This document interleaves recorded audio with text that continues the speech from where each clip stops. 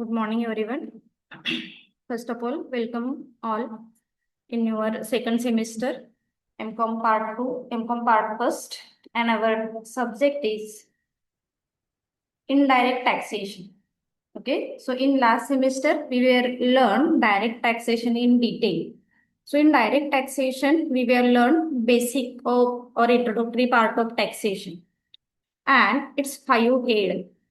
ज्याच्यामध्ये आपण सॅलरी, त्याच्यानंतर house property, then business and profession, capital gain, other source आणि चॅप्टर नंबर 6A ज्याच्यामध्ये सगळे डिडक्शन आपण काय केलेले आहेत तर लर्न केलेले आहेत. ओके, आणि जो डायरेक्ट टॅक्स आणि इनडायरेक्ट टॅक्स मध्ये बेसिक डिफरन्स काय असतो तर आपल्याला माहिती आहे, आपण लर्न केलं लास्ट सेमिस्टरला किंवा लास्ट इयरला, की डायरेक्ट टॅक्स म्हणजे काय, जो person directly pay to the government.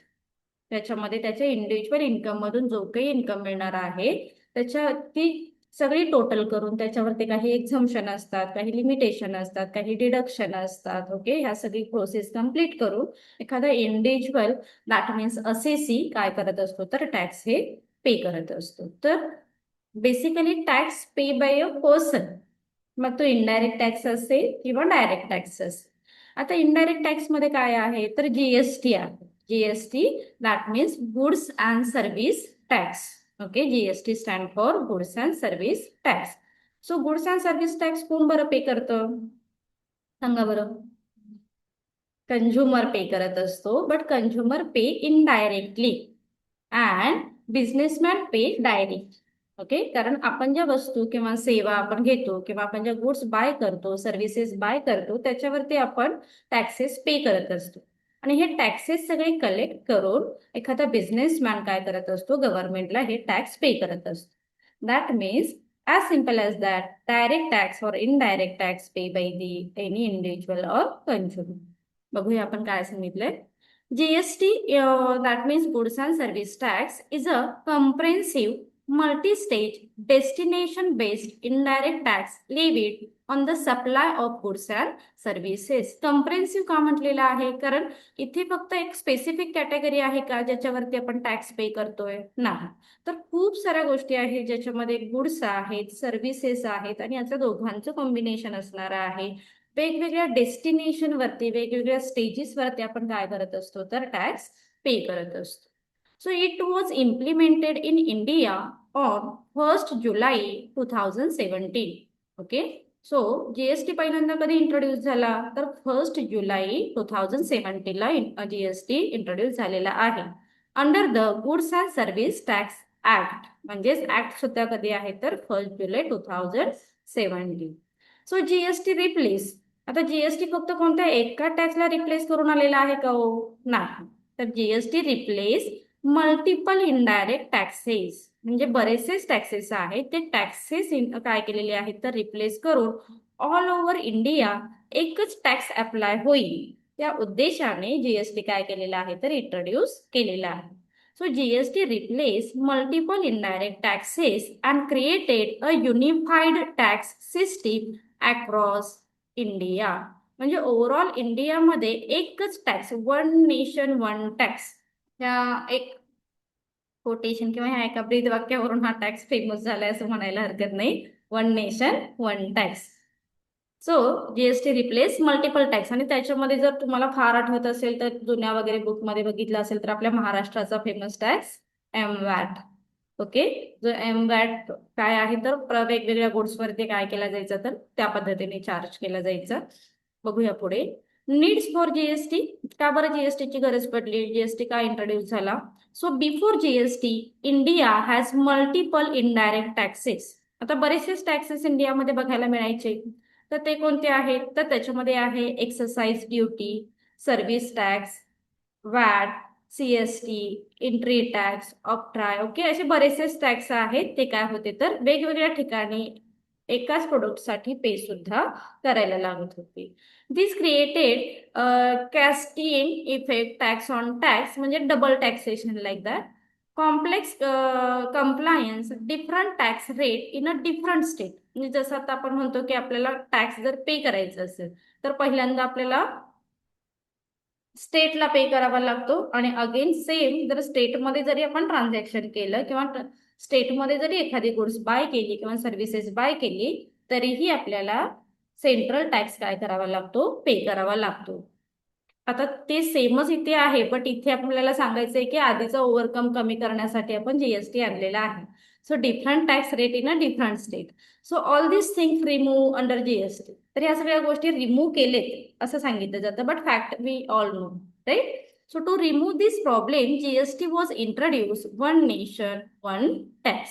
आणि जीएसटी काय सांगतो, तर तुम्ही एका स्टेटमध्ये हे करा, गुड्स घ्या, किंवा वेगवेगळ्या स्टेटमध्ये गुड्स घ्या, तुम्हाला सगळ्यांसाठी काय असेल, रूल सेम असेल.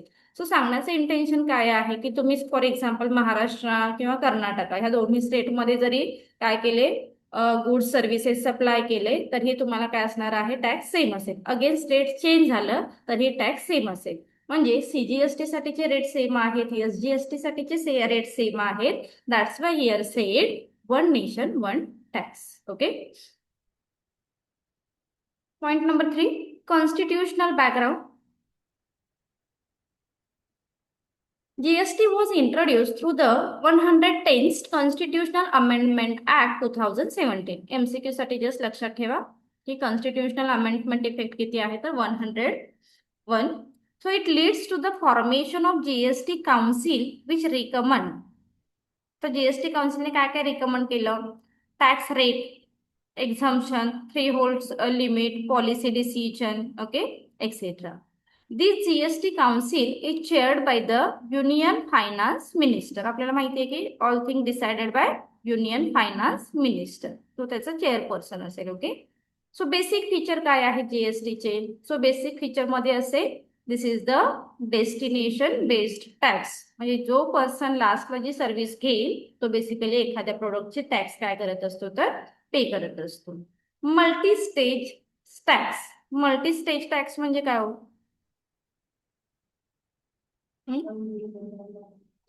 म्हणजे सपोज एखाद्या पर्सन, रिटेलरला टॅक्स पे करावा लागणार आहे, जसा होलसेलरला टॅक्स पे करावा लागेल, एखाद्या कमिशन एजंटने तेच प्रोडक्ट बाय केलं तर अगेन तो टॅक्स पे करेल, मग कंझ्युमरकडे प्रोडक्ट केलं तर टॅक्स पे करेल. दॅट मीन्स मल्टिपल स्टेजेस वरती आपल्याला टॅक्स काय करावा लागतो, तर पे करावा लागतो. सो जसं सर्वसामान्यांनी विचार करावा लागेल की हा जीएसटी नक्की फेवरेबल आहे की अनफेवरेबल आहे. One nation one tax but paid by consumer. Okay. तो मल्टिपल टाइम आपण काय करत असतो, सपोज एकच पर्सन आहे जो आहे, तर एक होलसेलर आहे किंवा रिटेलर आहे आणि अगेन तो कंझ्युमर पण आहे, तर त्यावेळी तो काय करतोय, तर मल्टिपल टाइम टॅक्स हा पे करतो.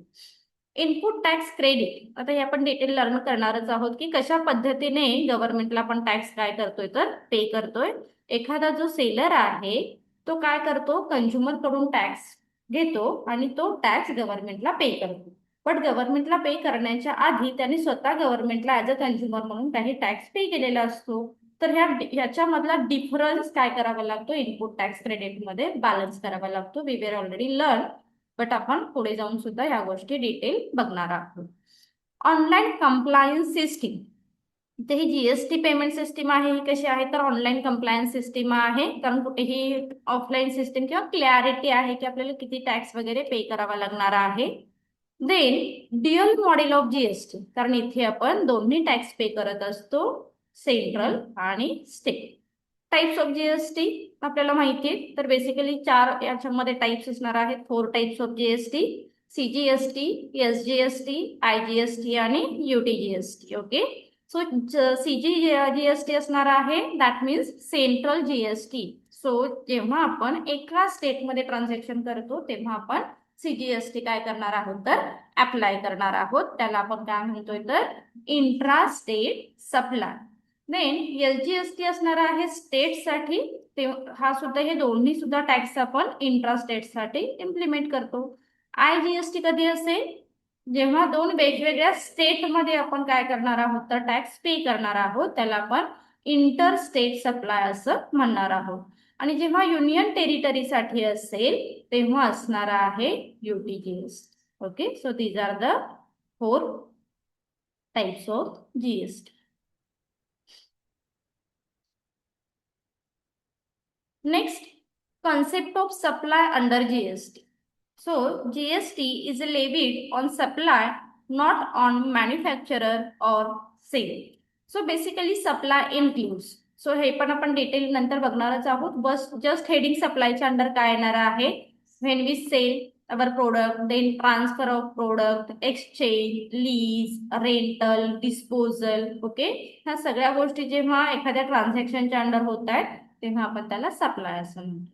आणि जेव्हा जेव्हा सप्लाय होणार आहे तेव्हा त्या गोष्टी जीएसटीच्या अंडर आपण रिकवर करणार आहोत.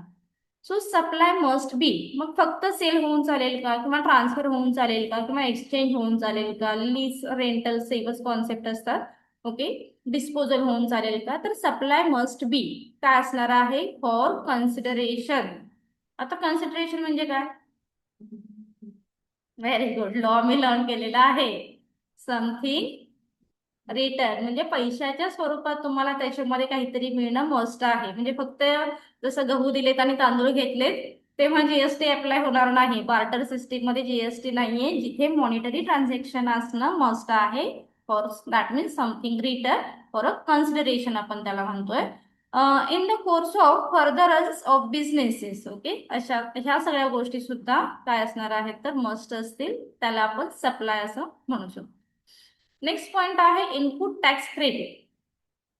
So one of the biggest advantages of GST, कारण हा मेन आपला चॅप्टर असतो जीएसटी मधला, इनपुट टॅक्स क्रेडिट जो डिटेल आहे. अगेन मग आपण कशा पद्धतीने त्या गोष्टी बॅलन्स करतो. एखादा जो सेलर आहे त्याने गव्हर्नमेंटला किती टॅक्स पे केलेला आहे आणि कस्टमर कडून किती टॅक्स बाय केलेला आहे, किंवा या दोघांचा बॅलन्स बसवण्याचं काम इनपुट टॅक्स क्रेडिट मध्ये केलं जातं.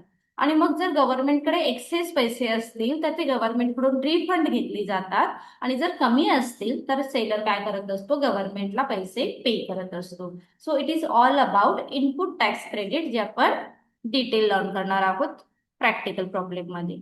So one of the biggest advantages, businesses can claim credit of tax paid on purchases against tax payable on sale. त्या पद्धतीने सांगितलं की बिझनेसेस काय करतायत तर जीएसटी पे करतायत आणि त्याच्यामधून ते काय करतील तर गव्हर्नमेंटला त्यांनी परचेस करतानाच्या वेळी किती टॅक्स दिलेला आहे आणि सेल्स केल्यानंतर ते किती टॅक्स पेएबल आहे याच्यामधला जो डिफरन्स असेल तो असेल input tax credit. So this eliminate cascading effect, double taxation etcetera.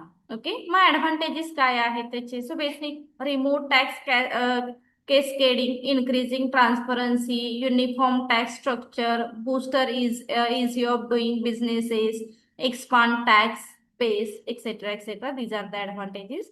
And basic challenges आपल्याला माहिती आहेत की आपण काय काय बघू शकतो त्याच्यामध्ये. तर एक डबल टॅक्सेशन असणार आहे, initial technicality, frequency amendment, compliance, burden for all small businesses. कारण डबल टॅक्सेशन इथे बघायला मिळतं. वर्किंग कॅपिटल ब्लॉक होऊ शकतं तुमचं ड्यू टू ITC रूल्स वगैरे वगैरे.